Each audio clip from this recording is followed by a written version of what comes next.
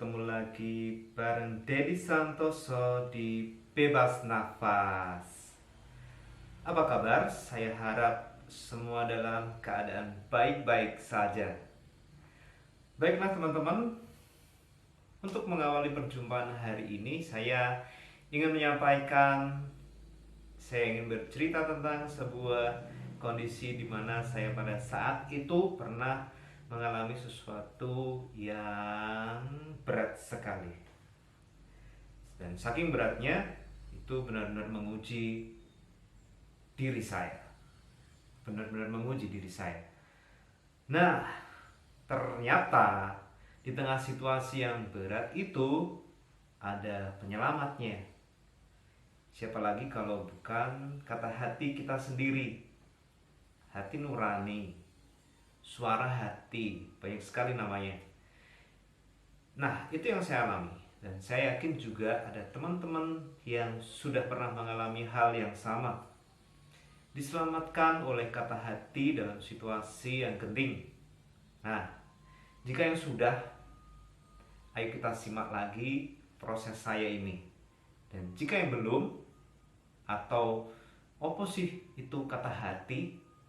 Apa sih itu hati nurani? Aku kok nggak pernah mengalaminya. Nah, langsung aja kita kuliti. Sungguh,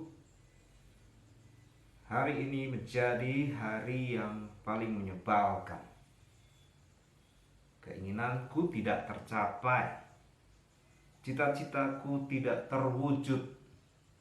Semuanya kandas karena biaya. Hidup itu memang bukan uang yang utama, tapi ternyata uang juga bisa membantu mewujudkan cita-cita dan mimpi-mimpimu.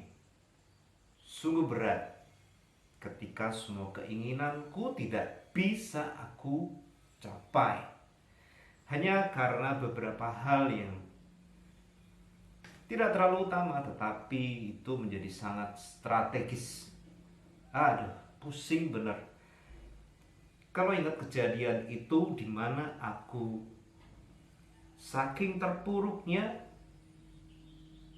saking terhimpitnya karena beban yang berat, karena merasa gagal, karena merasa aduh, udah deh, gak punya cita-cita lagi.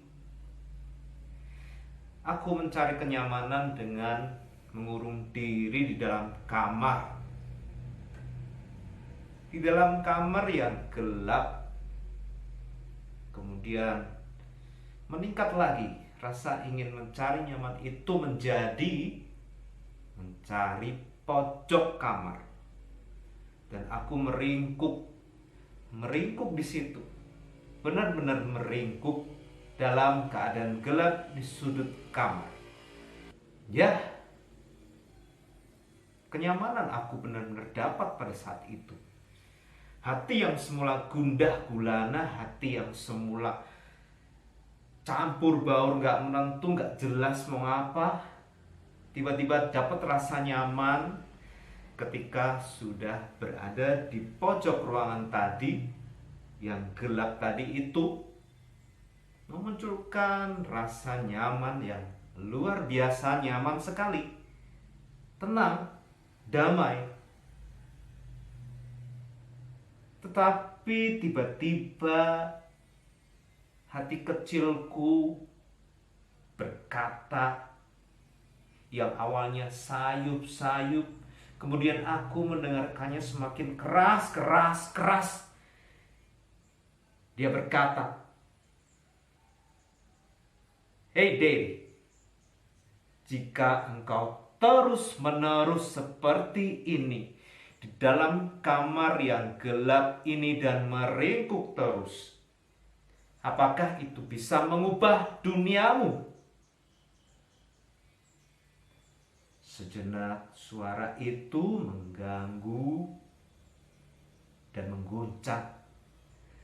Dan tiba-tiba aku memiliki tenaga yang luar biasa dan berkata, "Tentu tidak.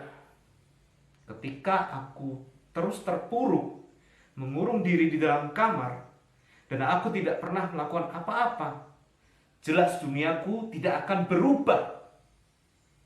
Dan aku dobrak jendela kamarku, biarkan matahari masuk, sinarnya yang terang, hangatnya yang menenangkan jiwa, benar-benar memberikan semangat baru, mengubah semuanya, membuat aku yang tadi nyaman, yang karena terpaksa nyaman, dirubah semua menjadi suatu energi yang membuat aku berpikir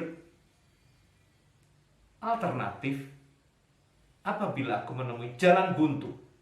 Ya, jalan buntu yang aku temui, dan aku menemukan jalan keluarnya pada saat itu.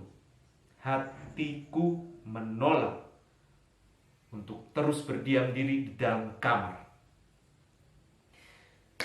Sekali lagi, pengalaman hati kecilku yang memberontak menyelamatkan aku dari situasi yang berat itu. Terima kasih Hacil, engkau menyelamatkan aku dari ketidakwarasanku.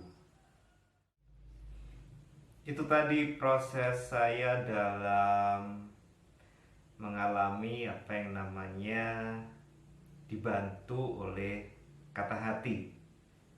Hati kecil yang kalau saya selalu bilang tuh hacil, hati kecil. Ya, itu proses yang benar-benar saya alami. Dan waktu saya berbincang dengan teman saya yang waktu itu masih calon psikolog dia ya, apa yang saya alami itu adalah proses saya menuju situasi yang tidak waras. Nah, untung ya saya itu bisa melawan rasa nyaman yang ditimbulkan secara terpaksa itu tadi. Ternyata kalau itu saya benar-benar terlarut di dalam kenyamanan itu saya akhirnya menjadi orang yang tidak waras. Itu kata teman saya, psikolog. Mengagetkan, ternyata saya bisa diselamatkan dalam situasi yang berbahaya oleh kata hati saya sendiri. Nah, oleh karena itu saya ingin menyampaikan sebuah kalimat ajaib sebelum saya menutup pertemuan kita kali ini. Ini kalimat ajaibnya. Mengoreksi diri sendiri adalah salah satu cara untuk menajamkan kata hati. Demikian, saya Didi Santoso. Sampai ketemu di Bebas Nafas berikutnya.